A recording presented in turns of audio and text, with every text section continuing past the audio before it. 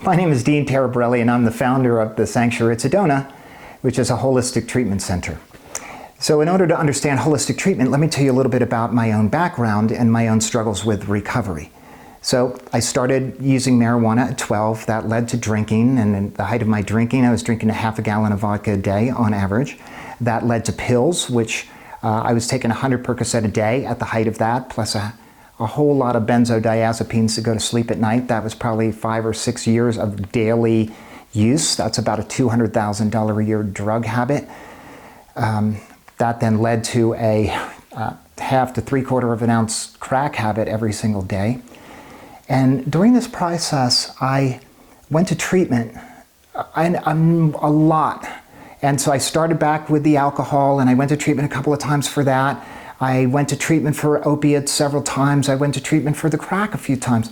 I have been to every kind of treatment modality available in the Western world, in the double digits of treatments, to some of the finest treatment centers that money could buy. And I couldn't get well. And I was trying. And I was really working it, and there's nothing more frustrating than really putting your best in and failing. And then going to 12-step and hearing the same things over and over. And I felt like an utter failure. And it wasn't just me. I noticed that that was happening to most people. So my quest then took me around the world. If I heard of a doctor or a mystic or a shaman or a teacher somewhere on this planet, I went and investigated it because I wanted to get well. And so I have been to 50 or 60 countries studying holistic modalities around mental health and recovery, not only for my own journey, but the stuff that we're putting forth now at the Sanctuary.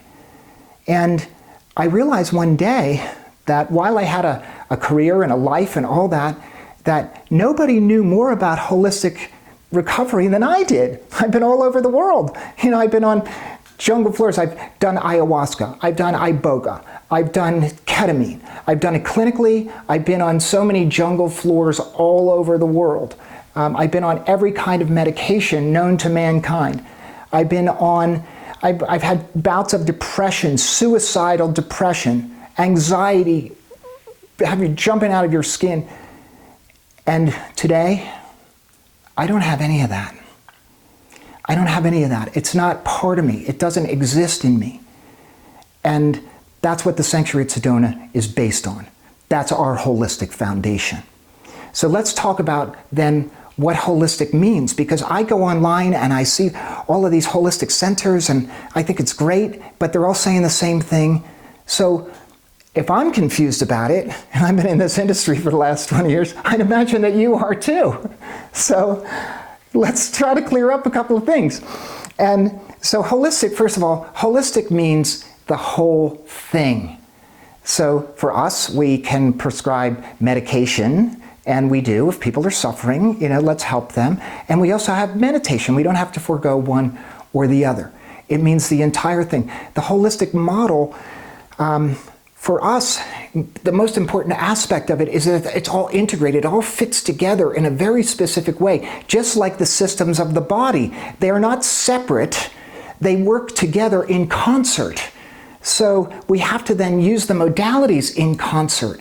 So what I've noticed is so many people that have an old clinical model now are adding some mindfulness and some meditation and some yoga, which is great, but are they really integrated? You should ask them, how does that integrate into this whole process?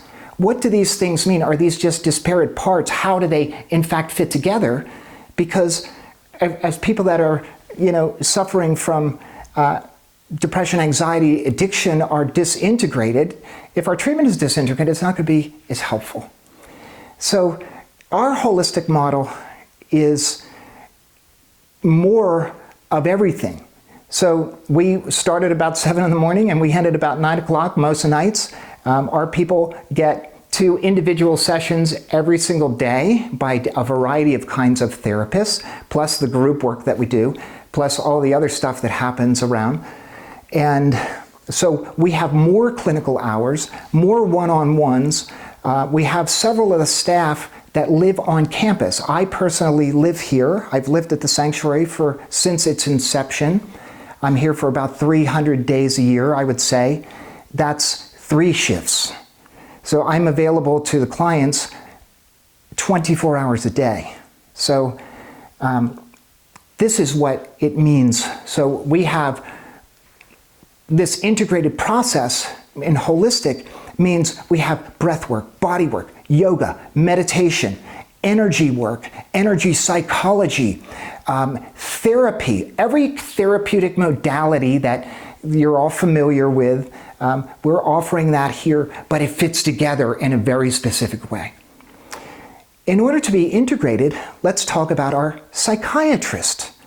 So if we're going to be a holistic program, well, the medical director needs to be holistic also. So our medical director is a functional medicine doctor as well as a psychiatrist.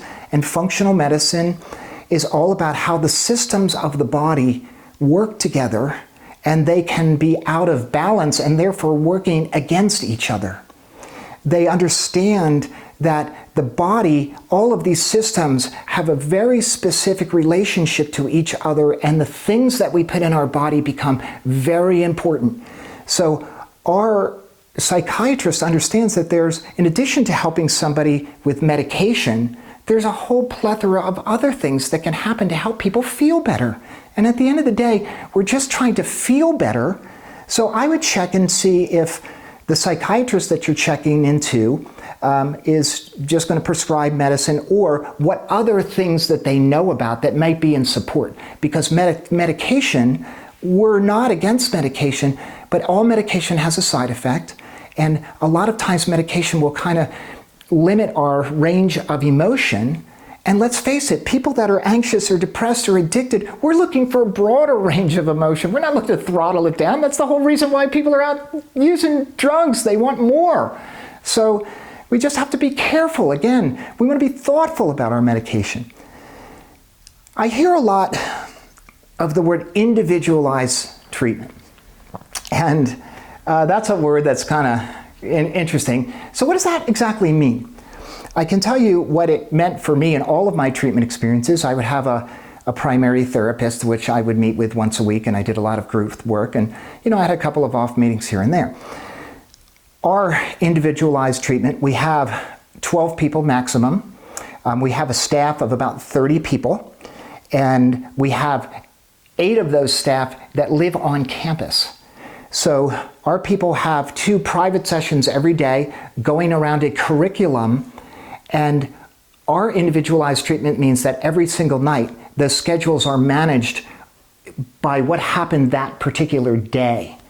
So every client gets an individual schedule at the breakfast table every single morning with their schedule for that particular day based on what happened to them yesterday. And their yesterday's schedule was happened based on what happened the day before.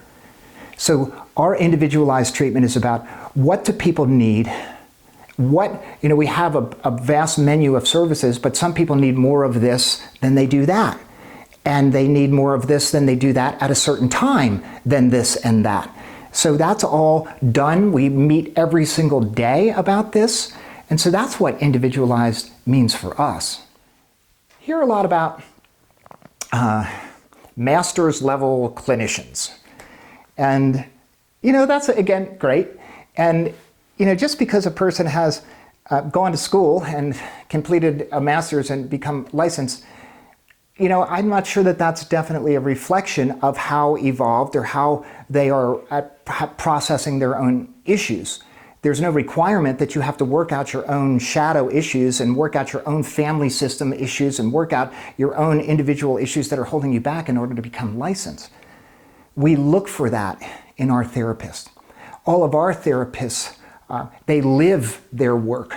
They are in the process of evolving and growing. They're always in classes, and this is about their dharma, their passion for the world. This is about them up-leveling their own psyche, up-leveling their own interpersonal relationships, up-leveling their own families, and then they can bring that to the clients. If we're not doing that, how are we going to expect you to do that? The average therapist here has been in this industry for 30 years or so. And so if you add up the total of the sanctuary years of experience, I think the last time we were at like somewhere around 270 years of collective therapeutic experience at the sanctuary. So that's what therapy means to us. And in order for a program to be holistic now, let's talk about some of the other components. Food becomes a really important component. So I see a lot about gourmet food or chef on site or organic. And again, all great, but let's talk about food as medicine. There's a very strong correlation between the gut and the brain. There is a very strong correlation between mental health issues, the gut, and the things that we put in our bodies. So to that end, we not only know where our food is sourced, most of it comes from our own garden. So we are growing and harvesting several hundred pounds of food every single week. It's all organically grown. The vegetables that we can't grow, we know where they come from. They are all organic.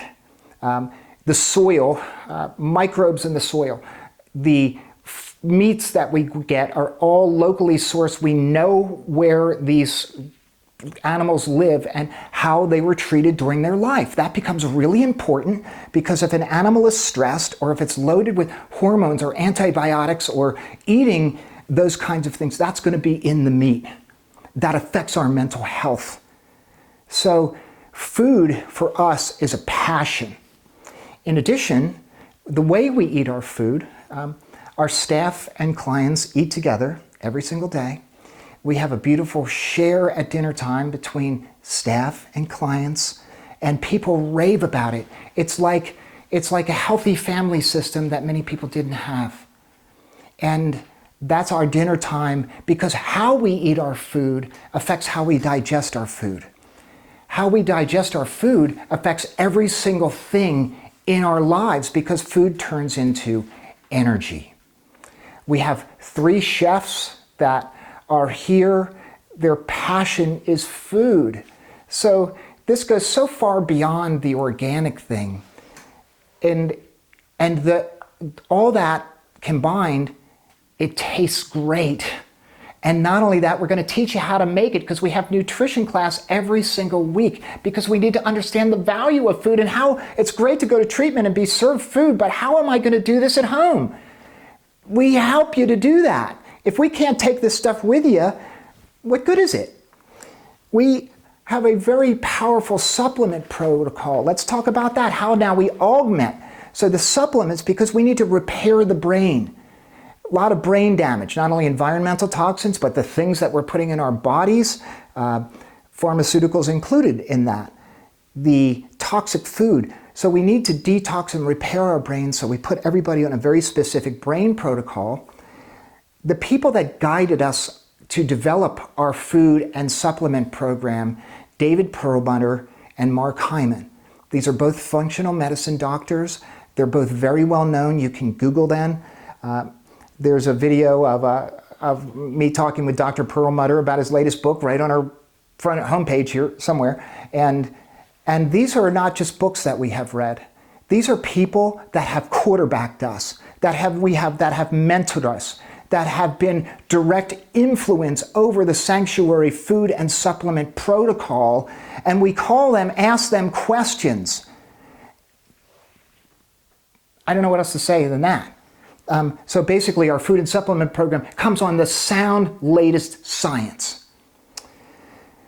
We have the use of leading edge technology. So we're using technology. Hey, we're in the 21st century or wherever we are. Anyways, there's so much technology around. So we're using that. So what do? We wanted to, first of all, measure how people are doing. So one of the ways we do that is we do brain mapping.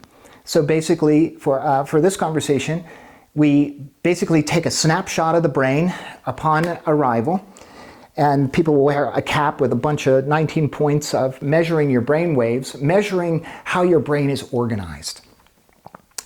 At the end of the process, we take another picture of the brain and compare these two. And actually, we got this idea from Joe Dispenza, who asked us, does our program work? And he said, show me.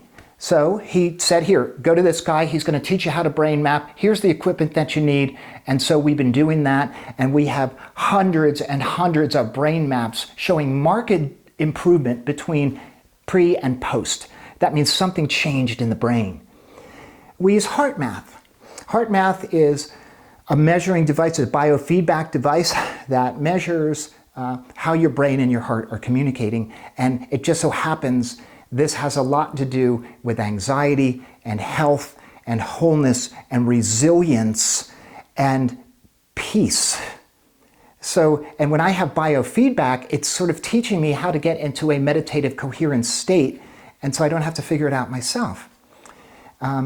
We are using something called an Oura ring, which is biotechnology that we are working directly with Oura Ring and a company called Clear Technology to measure people's autonomic nervous system, to let them know how they are doing before they know how they're doing.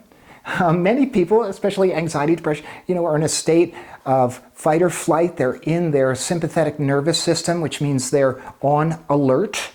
Without even knowing it, becomes just a normal state. So the Oura Ring gives us biofeedback, letting me know how I'm doing. We're also using it in the Aftercare, which I'll talk about in a minute, to predict relapse. And it's working. We have an IV drip room that we are supporting people with different nutritional IVs. We are looking into augmenting the IVs with laser technology. This is all about upregulating your mitochondria, which is the fuel cell.